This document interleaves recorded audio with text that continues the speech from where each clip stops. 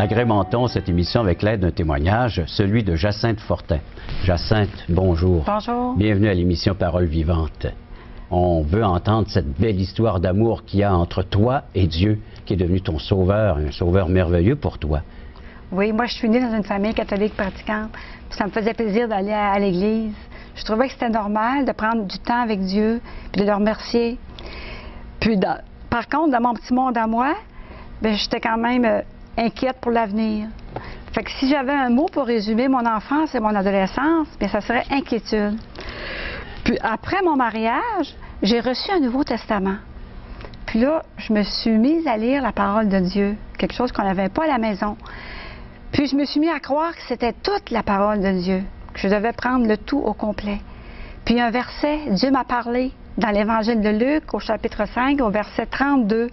Jésus dit, « Je ne suis pas venu appeler à la repentance des justes, mais des pécheurs. » Puis moi, avec ma bonne vie, j'ai commencé à douter de mon salut. Et puis, dans sa grâce, Dieu, il a envoyé une de mes voisines. Puis, elle m'a demandé qu'est-ce que je faisais de mes temps libres. Puis, quand elle a vu ma religiosité, bien, elle m'a invité à partager la parole de Dieu avec elle. Puis, à ce moment-là aussi, il y a un autre verset qui m'a touchée. Jésus, il dit, « Venez à moi, vous tous, qui êtes fatigués et chargés, je vous donnerai du repos. » C'est quelque chose que je n'avais jamais entendu.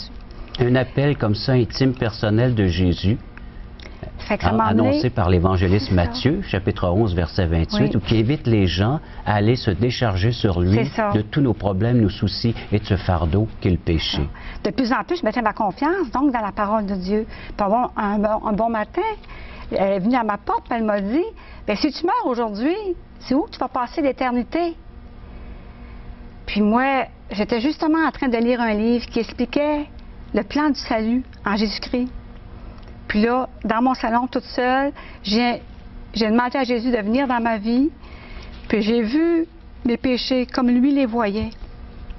Puis je l'ai invité, puis j'ai reçu une paix et une joie qui a envahi mon cœur. Alors tu lui as permis d'accomplir le pourquoi il est venu sur la terre, de sauver des pécheurs, dont toi, tu t'es vue pécheresse devant ce grand Dieu. J'ai enfin compris c'était quoi le péché. Parce que c'est différent dans les Écritures de la manière que je l'avais appris. Puis, après ça, bien, je me suis jointe à une église évangélique. Puis, c'est un plaisir pour moi toujours d'aller à l'église. Mais là, avec tout, depuis ce temps-là, c'est depuis juin 1978, j'ai eu une vie, mon mari avait un travail, on était appelés à être transférés.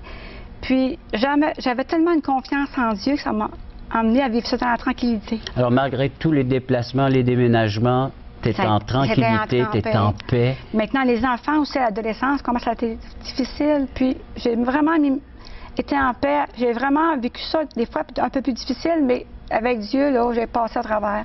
Puis, je veux lui rendre gloire pour ça. Parce que, vraiment, c'est avec la belle espérance qu'on a pour l'éternité aussi.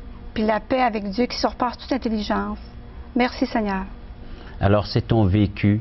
C'est le résumé de cette belle histoire d'amour. Oui, court, hein? C'est bref le temps qu'on t'alloue aujourd'hui. Mais, quand même, nous pouvons réaliser l'impact de la venue de Jésus pour ta propre vie. C'est ça. On a un message, puis on annonce un message simple. Le salut est en Jésus seul.